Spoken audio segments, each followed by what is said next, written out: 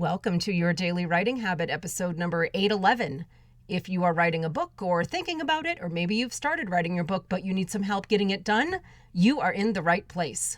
Good morning. Happy Monday, everyone. I'm your host, Christine Whitmarsh. If you're looking for me online, look for Christine Inc., like that stuff we write with.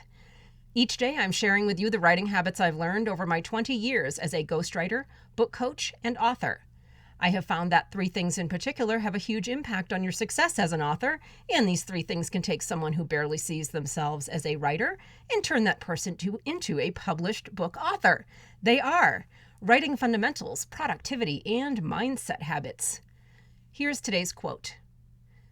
"The human mind is a dramatic structure in itself, and our society is absolutely saturated with drama." Edward Bond. And once again, good morning, everyone. Happy Monday. Let's have a Mindset Monday episode today, shall we? We haven't done that in a little while. You know, life happens. It's a thing, as all the kids today are saying, or as my generation was more prone to say. You know what happens. I won't say the S word, so Amazon doesn't make my daily podcast for authors an R-rated daily podcast for authors. But yes, it happens. Even to passionate, well-intentioned people writing a book. All right, especially to people writing books, sometimes it feels like stuff happens. In my many years as a book coach, I think life, quote unquote, is the number one reason people either never start their book they've been meaning to write forever, or it's the top reason they're pulled away from their manuscript in progress once they do finally get started. It seems like a perfectly legitimate reason to put a passion project aside, to deal with real life things. And as we all know, real life can be quite a daunting thing, and there are many emergencies and crises that demand our attention for a period of time. But here's the thing, and here's when the problem occurs. When that period of time becomes an indefinite period. When the initial emergency that draws you away from your book is allowed to become an indefinite emergency. An undefined period of chaos that makes the idea of pursuing your goal of writing a book an irrational and maybe even frivolous one. The problem is when a temporary emergency becomes a permanent state of mind, when life chaos becomes a part of your identity.